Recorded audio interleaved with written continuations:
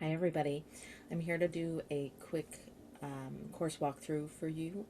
It is a different video from the syllabus walkthrough, and hopefully it will give you a little bit of grounding in where to start, and what the kind of overview of what every week is going to look like, or rather every module is going to look like. So let's get started. So I know that sometimes students do not always start from this view, right? So my dashboard and your dashboard look different, um, or may look different. Not everybody uses this course card kind of dashboard view, but there's kind of pluses and minuses to using each view. The coming up um, column here can be useful, but it can also be a little bit tricky because not everything shows up there in a reliable way. In an online course, this is important for you to understand because, especially with discussions, it can be very finicky. So you should really work hard not to trust the Canvas calendar, right? So there are definitely students who live and die by the Canvas calendar, and that is not my advice. It has failed in many different interesting and weird ways, and I recommend that you maintain your own calendar. And so I have created one for you, and I will show that to you in a second. But um, I do have online and in person versions of this course. For the purposes of the walkthrough, it's basically the same because what we're talking about right now is sort of the Canvas flow, and it's gonna be the same sort of stuff. So it doesn't really matter whether you're in the in person or not. What's going to make it look really different is whether it's an in person accelerated version of the class, which on this particular view it is. So the students at Travis are going to have a very different um, kind of course calendar than the online students who go all semester long. So because most of you are in the online section, let's just do one of those. Okay. So again, my view looks a little bit different than yours, but not too different. You should get into the habit with all your courses of starting on the homepage. Um, there's multiple reasons for this, but the most important one for me is the recent announcements at the top. I have set it so that you look at the most recent announcements just when you log in. So if you happen to have missed those in your email when you got notified that there was an announcement, then they're right there for you. You don't have to navigate away or anything like that. This page is really going to be helpful for you. It has a lot of information on it, and not a lot of space. So the office hours and contact information here. I get a lot of emails asking me when office hours are, which I am not quite. I did not understand until I realized that students were not often looking at the homepage of the class. So there they are. They are in another important place too. So I'll get there when I get there. But they're in more than one place. Um, so with regards to communication, it is really useful to me if you communicate about a specific assignment as a submission comment. And if it's not about a specific assignment, that you use the inbox. The reason for this is that when I get an email either way, so if you send me a message via inbox or you write a submission comment, either way I get an email. But the link in the email goes to different places, right? So if you're asking me a question about a submission, it will take me to the submission. Um, does it saves me enough time that it does sort of make a difference about how quickly I get back to you, right? Because if I have 10 emails and 10 seconds to just whoosh through one of them, I'm gonna pick the one that is the easiest to get to the question. right? So it really is in your best interest to do that. Also, when I'm if you use the mobile version of Canvas, it's not any better for me than it is for you. And sometimes I can't get to stuff at all unless you do it that way, because there are real limitations to mobile Canvas. So just kind of keep that in mind. Okay, so when you're first starting out the class, you really need to start with the syllabus. I'm not even going to click on that because there's a whole nother video for that. But for your sort of day-to-day management, what are we doing? How do I plan? How do I kind of lay out what the semester is going to look like? You really are going to start with that calendar. All right. So when you click on calendar, it takes you to this page. This is my instructional site, and I'll just zoom in there a little bit. And this is a page that I teach at two different schools, and all the different classes, all the calendars go here, all the office hours go here. And so all you need to do is find your class and the type of calendar that you are interested in. What do you mean, type of calendar that you're interested in? So, depending on what kind of learner you are, you might respond better to one type of layout versus another. So, for example, the monthly view, it doesn't even quite look like that, but the monthly view is more of a grid sort of situation. And some people really respond to this, and some people don't. So if that is a view that works nicely for you, then fabulous. However, I don't respond that well to that sort of layout. This is a layout that works better for me. And if that did not zoom in the way that I wanted it to. Well, if you are somebody who is sort of less visual and more verbal, this might work for you. So, either way, it's the same calendar. It's just visually different for, whatever works best for you. But the reason why I spend as much time as I do doing this is because it's really important that you understand the calendar. It's really important that you understand what's due, what's available for you to turn in later, what's not available for you to turn in later. So, it would be really helpful if I could properly zoom in here. You know what? I don't think it's going to let me do that, but that's okay. I can do this a different way. Okay, so this is my my local copy of this. So, hold on one sec. Okay, so the calendar is, again, you can't rely on Canvas to give you the correct information. That being said, if there's a due date or a date or something set in Canvas that does not match the course calendar, I've made a mistake somewhere. If you think about how many pages are in one course and then you multiply that by 6, because I have 6 classes, mistakes are in there. It has never been a semester where I have not screwed something up.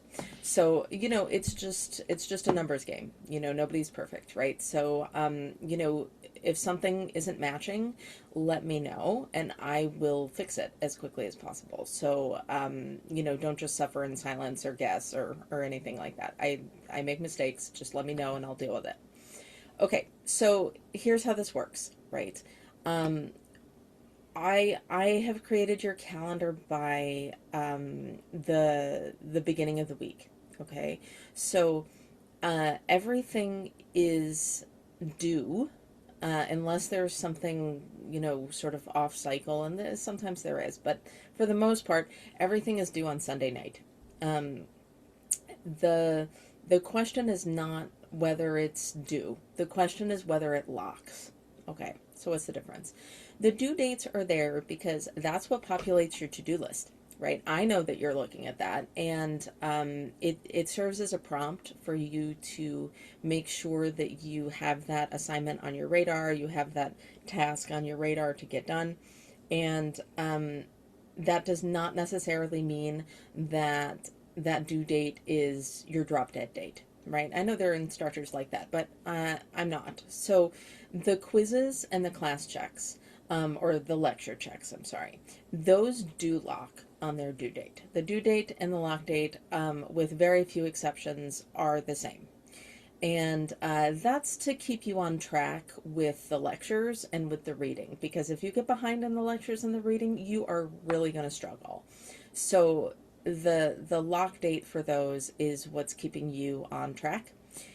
But the assignments, that's a different situation. So the assignments take a bunch of time. They all take a lot of time. Whether they take you more or less time sort of depends on your workflow and all of that stuff. But some of them are really work intensive and some of them are really emotionally intensive. This is a class that really asks you to look inside yourself, to apply the concepts to yourself, to your world. And we don't always have the space to do that, like physically, emotionally, whatever. So I've tried to create a situation where you are both being kept on track with the due dates, but also there's some grace for you to not have the space to do every assignment every week, to not always have the time or the emotional energy that you need to complete everything, right?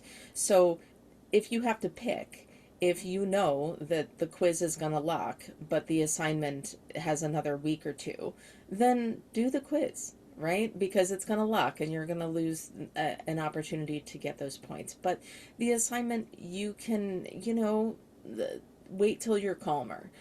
The thing that trips people up sometimes is that they forget this or they don't realize this and they rush to turn in assignments before the due date and they make mistakes. Some mistakes big, some mistakes small. The ones that are really unfortunate are when you panic and you drop it into ChatGPT and just copy and paste and hope for the best. I do notice, and it has a negative impact on your course grade. So don't do that, right? There's no reason to panic. For most things, you have a fair amount of time, right? But as you get closer to the checkpoint, which is when the assignments lock, right? As you get closer to that date, um, obviously your time gets shorter to work, right? So, for example, we start in this class with chapter 6. Why do we do that, Lark? Different conversation. We start in this class with chapter 6. There is an assignment for chapter 6, right? And you can see that the assignment has a due date of next week. Makes total sense. Okay. um the quizzes both lock. They are due and they lock, but the assignment is open through the checkpoint. So while it's due on August 30th, you have until September 20th to do it. Now, you want to be really careful about this, um, because if your time management isn't good, or if you interpret the checkpoint system as that's fine, I'll just put everything else first and worry about this class last, you're not going to do well in this class, because what's going to end up happening is that you're going to get to, September 19th and you're going to have this assignment that you need to do and this assignment that you need to do and this assignment that you need to do, right? And it's not going to work, because what's going to happen is that you're going to turn them in. They're not going to get full credit. And then because they've locked, you're stuck with the grade that you got. But let's say that you're planning ahead and you're like, whoa, that chapter 6 assignment is a big deal. And it is. This is a big one, and it's you can't see it in the view that we have right now, but the reason why it's in red, bold, italicized is because this is one of kind of the core assignments of the class. If you don't do it, you cannot possibly get better than a C in the class. It's a different conversation, but it's pretty involved assignment. And so you can really get yourself into trouble this. So you want to make sure that you're planning ahead and that you complete it and turn it in, ideally with a couple of weeks before the checkpoint, so that I have time to grade it and get it back to you, so that if it needs edits, you can do them before it locks. Because if it needs edits and the lock date has passed, there's nothing I can do for you, right? And remember, I need time to grade it. So if you turn it in on September 19th and you're like, oh, it hasn't locked yet, I'll have time to do edits. Well, I'm not going to grade it the same day that you turned it in. That's just not realistic. So you need to leave time for me to grade it, and you need to leave time for you to revise it. So don't worry that things are going to need revisions. That's okay. If you look at an assignment and you're like, I don't know, I'm not sure I'm doing this right, don't panic. And also don't just like run out of the room and not do it. You should absolutely, try to stay calm. Ask questions if you have them, but give it a try, right? And if it doesn't connect, if you didn't quite get there or whatever, if you give me enough time to grade it and get it back to you, I will give you the comments that you need to get where you need to go. So plan ahead. And the announcements are going to be really helpful to you here, right?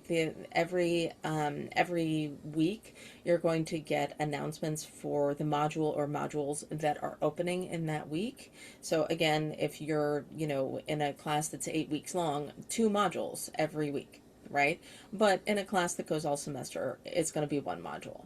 So that announcement is really critical for you, because not only does it tell you what is due, it is also going to give you hints, right?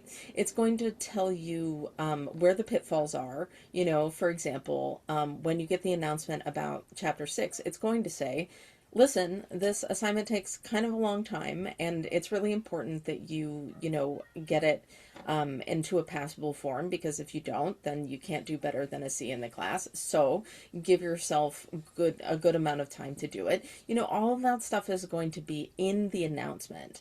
So you really need to make sure that you're engaging with those announcements when you get them, and making sure that you're taking a minute when you get those announcements, or as quickly as you can thereafter, to go and look at the materials and go and look at the assignment, because some weeks there's a lot to look at, and some weeks there's not very much, right? But if you don't know that, if you don't know how much there is in front of you, you don't know how to plan. You don't know how to make a strategy for the week that you have in front of you, and to decide like, okay, I do not have time to do anything extra this week. I only have time to do the reading, and so do the quiz and the check, and that's it. That's all I can do. But I have another week that I can do the assignment in before it locks at the checkpoint. Fine. That's fine. But if you're not sitting down to do that work, to plan it out, then the class is going to get away from you really fast. So I do recommend that everybody takes whichever format of this calendar that they prefer. And, if this is your only class, then you can just take a roll of tape, type it up on the wall, and you're good to go. But if you have a bunch of other classes, you are going to want to create kind of a master calendar. And you're like, this already happens. Canvas does this for me. Again, very badly, right? So when Canvas does it for you, what you end up with is something that looks like this. Right? So it's no view on the calendar on Canvas is a good one, right? So the month view isn't very good. The week view is just kind of terrible, right? That's kind of the bottom line of it. It's just really bad. And the agenda view, also not great, right? This is the best of your 3 options. If you're going to have an agenda, if you're going to be looking at the Canvas calendar, this is the way to do it. But by and large, it's just not that good, right? So make your own calendar. Do it in a way that makes sense to you. Make sure you have all the due dates where you need them to be. You know, this is something you're going to hear from me many times. So, you know, now is not the only time. Okay, so back to class. I think I was showing you the yellow one before, but it doesn't matter. They're the same. The front page looks different for me because the classes are the same. But it's useful for me to know which one that I'm in, and that's a cue for me. So don't let that throw you off. They're the same, right? So yellow, right? Anyway, so what should you do from here? You should go to modules. Okay, so you've made a calendar, you're reading your announcements, you're familiar with the syllabus, you've made it through the orientation, so you kind of know what's in the syllabus, what the expectations are, all of that stuff. So go to modules. And I know this is sort of like an outdated thing to do because students don't like doing that. Often they'll just respond to what's in the to-do list. But if I put everything in your to-do list, it's going to be so cluttered that you don't know where to start. So use the modules. If you don't use the modules, you're going to be really confused about what's going on. Okay, so the first content module, as I said, is chapter 6, and the overview pages they kind of all have this format to them. It will tell you kind of what we're doing that week, what the objectives are. It will remind you to check out the announcements. It will talk to you about the Carnegie unit, which again, I discuss in a different video, but the bottom line is, depending on how long your course is, it will give you a different amount of time that you need to be focusing on the class in a week. So that's always going to kind of be what the overview page looks like. I have supports for you, by the way. Don't forget that those are there. But the core is this bar at the bottom, okay? And it will move you through the module, and that is the thing that you're going to ground yourself on, is moving your way through the module.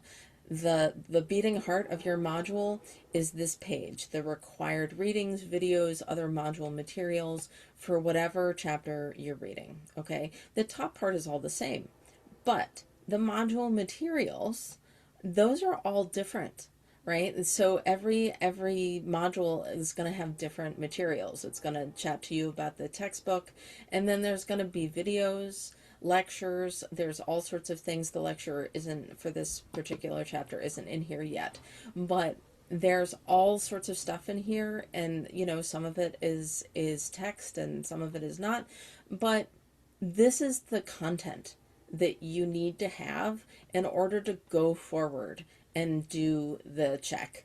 Okay, so the chapter quiz is on the reading, but the whereas the chapter quiz is on the reading, the check is, I'm going to skip the assignment for a sec. The check is on the materials, right? The check is on those videos and readings and all of that stuff that you found in Canvas. That's what it's about. And it focuses pretty heavily on the lecture, whatever the recorded lecture is. It's going to focus really hard on that, but it is not only that.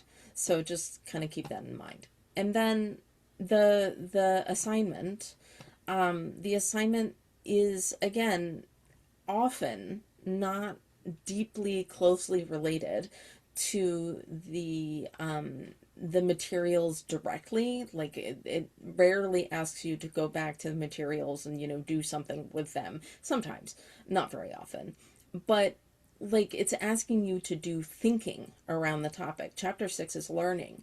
This assignment is about learning and how you learn. And so you have to do a certain kind of sequence of things. There's usually more materials beyond the ones that you've already seen to engage with. And then you have more to do, right? And like I said, it's pretty involved. They're not all this involved, but this one, pretty involved, right? So you got to make sure that you are planning ahead by clicking through everything when it becomes available to you. And then when you're done, right, You're going to see the summary. It will tell you kind of, you know, if you're interested in whatever the topic is for that module, it's going to talk to you a little bit about where you might go with it next, right? It's just a nice little tie up for you. So yeah, I mean, start with your announcements, go to modules. These are all announcements you can't see yet, but start with the announcements, go to your modules, make sure that you kind of know what's coming, right? And if you get lost or you're not quite sure or you're not really sure what you're supposed to do next, or there's content that you're not sure what you're doing, the required reading video module materials, that's a discussion. You can post your question, right? Whatever you're not sure about, just write a reply and I will see it and your classmates will see it, and you can also just put whatever interests you, right? It doesn't have to be a question, but that's a way that you can engage with your classmates whenever you want to, right? And with me whenever you want to. So that's always an option for you. But you can always reach out to me individually as well, right? Remember, there's those office hours. You can always ask direct questions about your submission. You can always send me a direct message. You can send me an email too, but I don't I don't know necessarily what section you're in, and usually that's relevant. So it's easier for me if you send me an inbox message, so I don't have to figure out what section you're in order to answer your question. Okay, so I hope that that's clear, and if it's not clear, please do let me know, and I will be happy to answer any questions that you might have. All right, thanks so much. Bye bye.